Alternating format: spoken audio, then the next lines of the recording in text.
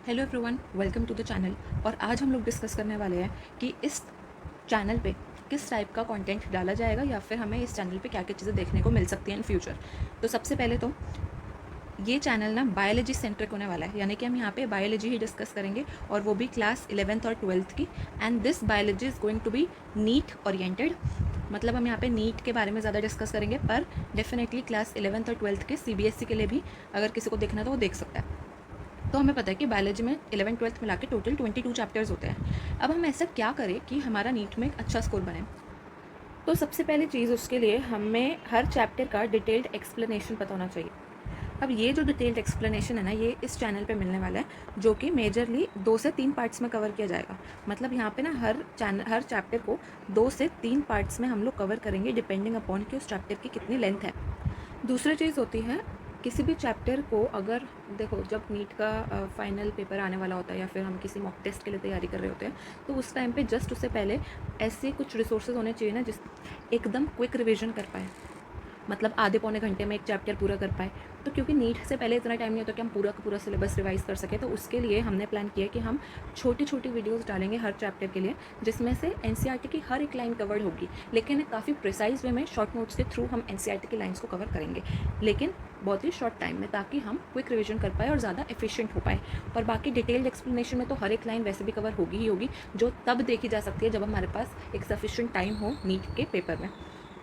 अब कुछ चीज़ें जो थोड़ी इग्नोर कर दी जाती है तैयारी के टाइम पे, वो है उसके डायग्राम्स और टेबल्स। ये बहुत इंपॉर्टेंट होते हैं।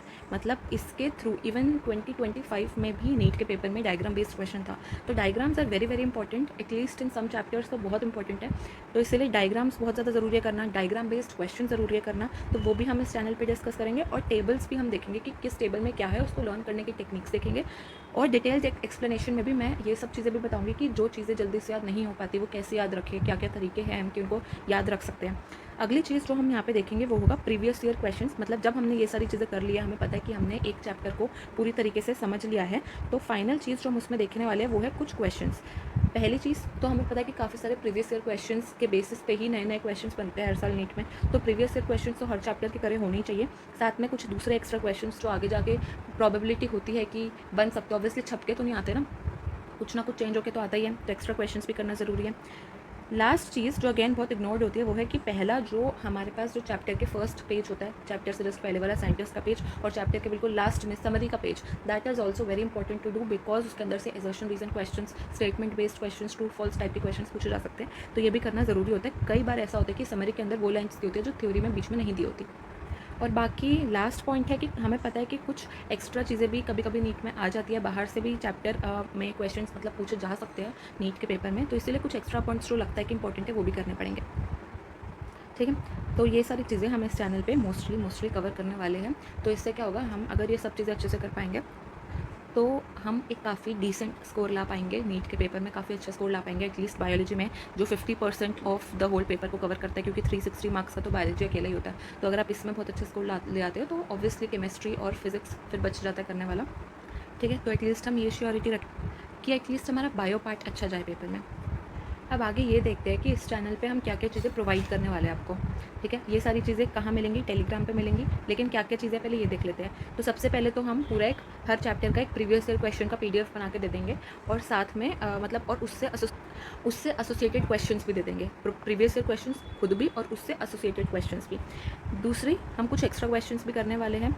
तो एक्स्ट्रा क्वेश्चंस क्या होंगे कि जो हमें लगता है कि हाँ नीट में थोड़े बहुत इधर उधर से क्वेश्चन पूछे जा सकते हैं, वो भी हम थोड़े से यहाँ पे डिस्कस कर लेंगे। बाकी जो एनसीईआरटी के कॉन्सेप्ट बेस्ड क्वेश्चंस होते हैं वो बहुत इंपॉर्टेंट होते हैं करने, तो वो भी हम इसमें करेंगे, कवर करेंगे। तीसरी चीज़, हमें पता है कि और कौन से टाइप के क्वेश्चंस आते हैं, स्टेटमेंट बेस्ड और एजर्शन रीजन बेस्ड। तो स्टेटमेंट बेस्ड और एजर्शन रीजन बेस्ड क्वेश्चंस काफ़ी कंफ्यूजिंग लगते हैं काफ़ी लोगों को, इसीलिए इनके अगर हम हर चीज़ के इनसे एसोसिएटेड क्वेश्चंस कर ले तो काफ़ी सही रहेगा पेपर के लिए। तो चाहे वो स्टेटमेंट बेस्ड हो या फिर एजर्शन रीजन बेस्ड हो।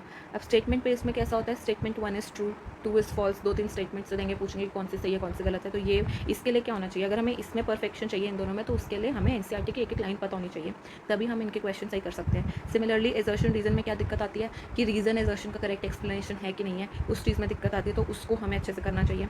तो उससे एसोसिएटेड क्वेश्चंस भी टेलीग्राम पे मिल जाएंगे। और लास्ट बचता है डायग्राम बेस्ड क्वेश्चंस। तो हमें पता है कि क्योंकि पिछली बार क्वेश्चन आ चुके हैं वैसे, तो हमें हर एक डायग्राम से एसोसिएटेड उसकी पूरी लेबलिंग पता होनी चाहिए, हर एक डायग्राम से एसोसिएटेड जो क्वेश्चंस पूछे जा सकते हैं वो पता होना चाहिए, तो उसकी भी एक PDF दे दी जाएगी। और बाकी कुछ मतलब बाकी सारे प्रीवियस ईयर क्वेश्चंस और एक्स्ट्रा क्वेश्चंस तो हम क्लास में भी सॉल्व करेंगे। बाकी जब हम ये सब कुछ कर लेंगे तो हम इसके ऊपर भी वीडियोस बनाएंगे, प्रीवियस ईयर क्वेश्चन पे भी और एक्स्ट्रा क्वेश्चंस पे भी। और ये सारी चीज़ें टेलीग्राम पे मिलेंगी in form of daily practice papers और असाइनमेंट्स। तो जब हम इतनी सारी चीज़ें कर लेते हैं ना हर एक चैप्टर से, देखो 22 चैप्टर है, आप हर एक चैप्टर से एसोसिएटेड तो इतनी सारी चीज़ें कर लोगे तो ऑब्वियसली अच्छा स्कोर आना तो पक्का है ही है। तो इसीलिए हम ये सारी चीज़ें कवर करने वाले हैं। तो अगर आप यहाँ पे इस चैनल पे जुड़े रहोगे तो फिर आपको ये सारी वीडियोस देखने को मिलेंगी, सारे असाइनमेंट्स करने को मिलेंगे। और ये जो डिटेल्ड एक्सप्लेनेशन है इसमें हम प्रॉपर लाइन टू लाइन जो है चीज़ें कवर करेंगे, NCERT से एक भी लाइन नहीं छोड़ेंगे, which is really important to score good in biology in NEET. So thank you.